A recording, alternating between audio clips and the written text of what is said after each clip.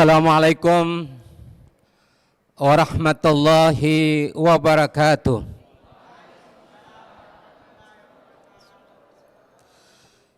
Alhamdulillahi rabbil alamin, alladzi ja'ala syahrul ramadan syahrul mubarak wa unzila fihi al-Qur'an hudan lin-nasi wa bayyinatin minal huda wal furqan. Asyhadu an la ilaha illallah wahdahu la syarikalah, iyahu na'budu wa iyahu nasta'in, wa asyhadu anna Muhammadan abduhu wa rasuluh al-mab'utsu rahmatan lil alamin. Allahumma salli ala sayyidina Muhammadin wa ala alihi wa ashabihi ajma'in wa man tabi'ahum bi ihsanin ila yaumiddin. Amma ba'du. Bapak-bapak, saudara sekalian, para ustadz, ibu-ibu, saudari semua, para ustazah yang sama berbahagia, yang hadir pada siang hari ini di tempat yang mulia ini. Mohon maaf sebelum saya lanjut, mata saya berkaca-kaca. Sebenarnya di samping mendengar ceramah, lagi proses pemulihan. Jadi mata saya ini baru saja beberapa hari yang lalu dioperasi. Baik Bapak dan Ibu sekalian, berdirinya Ustadz Khairuddin tadi mendahului saya teringat seperempat abad yang lalu. Beliaulah orang pertama mengontak saya, beliau orang pertama yang mendatangi saya tahun 1999 yang lalu. Beliaulah yang paling pertama saya bertengkar. Beliau yang pertama saya berdialog untuk membahas masalah Islam kafah. Selama ini saya puas sebelum itu. Cukup kalau saya sudah sholat, maka cukup bahagialah di situ. Cukup kalau puasa Ramadan, cukuplah sampai di situ. Cukup kalau saya sudah bisa membayar zakat, ya cukuplah sampai di situ. Bahkan beliau sempat saya tantang waktu itu Pak Gus Dur kan jadi presiden. Pada saat itu. Kesimpulannya banyak hal sebenarnya yang saya ingin sampaikan, tapi nantilah di lain waktu. Karena waktunya saya hanya 15 menit. Tapi mungkin tidak sampai, saya hanya 5 menit lebih. Tinggal lebihnya saya atur. Bapak dan saudara sekalian rahimakumullah, cukup berat tema yang diberikan kepada saya. Bagaimana mewujudkan Islam kafah? Tadi sudah diulas oleh pendahulu-pendahulu saya tentang Islam kafah seperti apa itu. Nah sekarang bagaimana mewujudkan tentang itu? Ini saya anggap satu materi yang cukup berat. Tapi bukan berarti tidak bisa. Berat bukan berarti tidak mungkin. Sulit bukan berarti tidak mungkin. Oleh karena itu pertama-tama saya mau sampaikan bahwa perintah dari Allah ada yang sifatnya untuk kepada orang per orang, cukup orang per orang melaksanakan. Di mana saja kita berada kalau bicara soal perintah salat, insya Allah kita bisa melakukan salat. Saya pernah bertandang ke negara-negara kafir, ya katakanlah seperti itu ya. Sekalipun kami sulit untuk salat, katakanlah waktu kami ada di China, sulit untuk salat cari masjid. Kami sempat ke Thailand cari masjid sulit, dan negara-negara lain, tapi tetap bisa melaksanakan salat. Tetap bisa melaksanakan salat. Nah, Bapak Saudara sekalian, rahimakumullah, demikian juga puasa. Biar di negeri kafir sekalipun kita bisa berpuasa. Nah, tapi ternyata ajaran Islam itu yang kafah, bukan sekedar sudah bisa berpuasa dan bisa salat. Bahkan kalau seperti yang diuraikan Ustadz Khairuddin tadi, mengambil sebahagian dan menolak sebahagian dari ajaran Islam ini, sesungguhnya itu adalah menolak secara keseluruhan. Jadi kalau sebagian diambil lalu sebahagiannya ditolak, itu sama dengan ditolak secara keseluruhan. Bahkan lebih tajam lagi beliau katakan, lebih baik sekalian jangan ambil. Karena kalau ambil sebagian lalu kau tolak sebagian, jadi munafik. Dan ternyata Rasulullah SAW sudah pernah mengabarkan. Rasulullah mengatakan, saya tidak akan pernah takut dan khawatir terhadap orang kafir yang nyata-nyata kafirnya. Saya tidak takut. Dan tidak perlu kita takut tentang itu. Tapi yang perlu kita takuti dan perlu kita waspadai adalah yang munafik. Ini orang yang paling berbahaya, orang munafik ini. Nah, oleh karena itu Bapak Saudara sekalian rahimakumullah, kalau kita bicara soal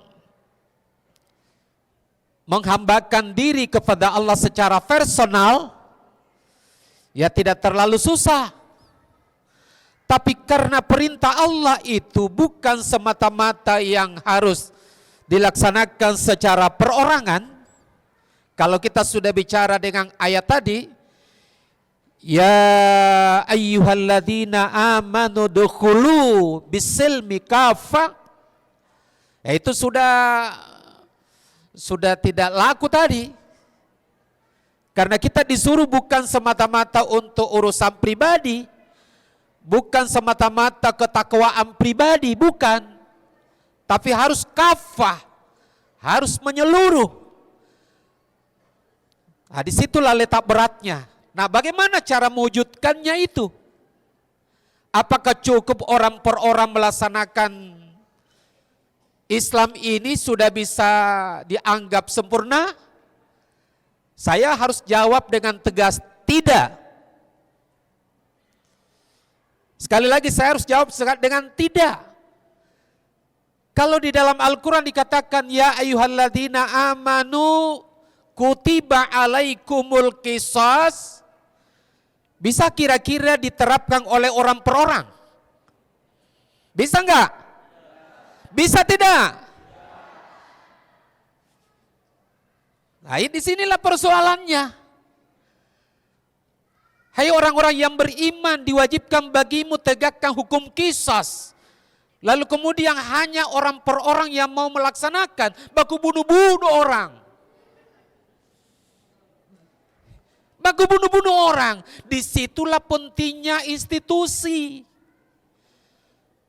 Disitulah pentingnya daulah. Disitulah pentingnya kekuasaan. Bagaimana mungkin kita bisa menerapkan hukum hudud?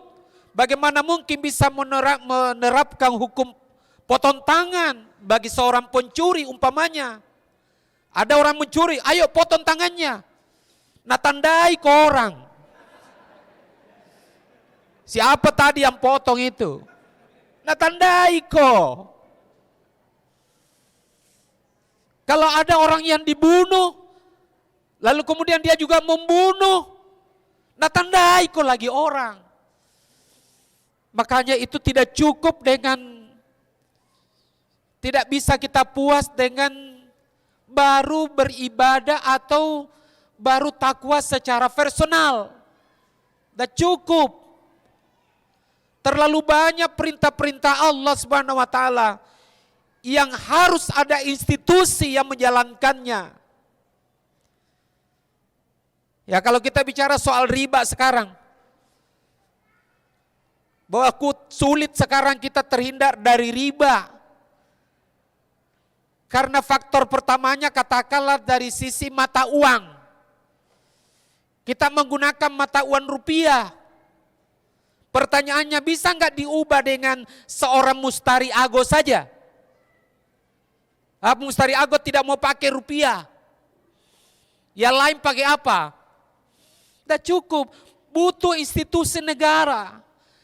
Dan tidak ada negara yang dicontohkan Rasulullah SAW dan diwariskan oleh Rasulullah SAW kecuali yang namanya khilafah.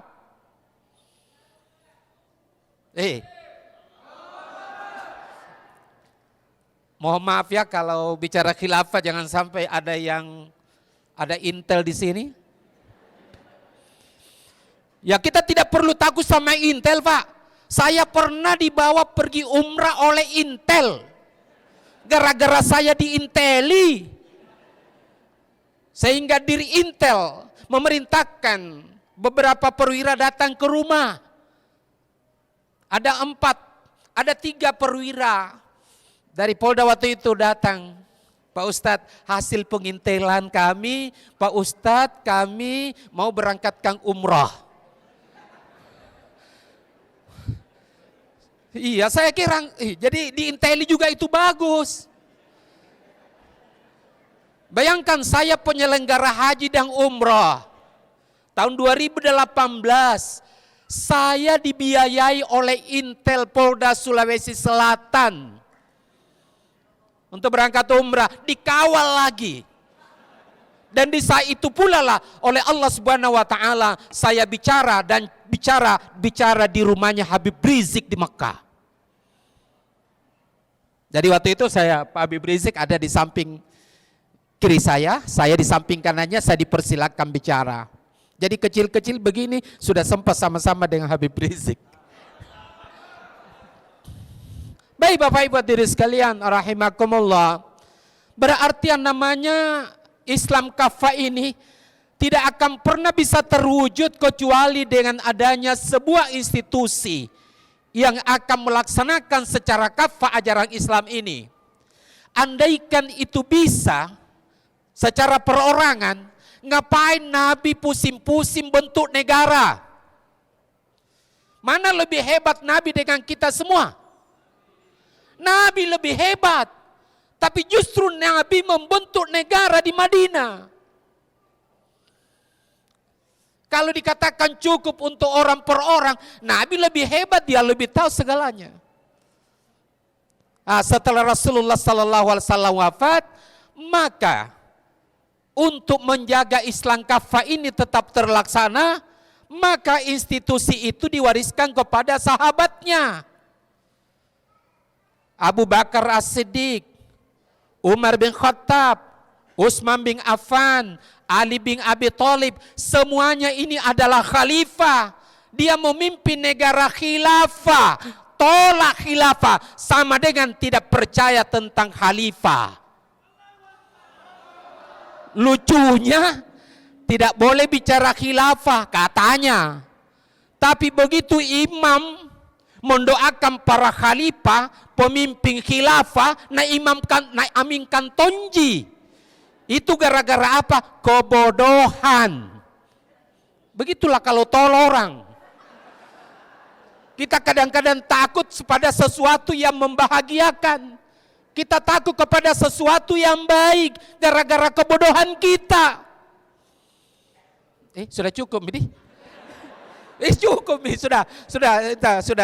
Mohon maaf ya, jadi Islam kafah tidak cukup dengan dakwah secara personal, perbaikan salat, perbaikan puasa. Bukan berarti itu tidak boleh, justru itu boleh, justru itu harus, tapi tidak cukup hanya dengan itu. Perlu namanya institusi, dan tidak ada institusi yang diwariskan Nabi kecuali adalah khilafah. Maka menjadi kewajiban bagi kita semua. Ada yang mau halangi itu memang sudah sunnatullah. Kalau tidak ada yang halangi, tidak perlu kita berjihad. Saya kira cukup ya. Terima kasih. Assalamualaikum warahmatullahi wabarakatuh.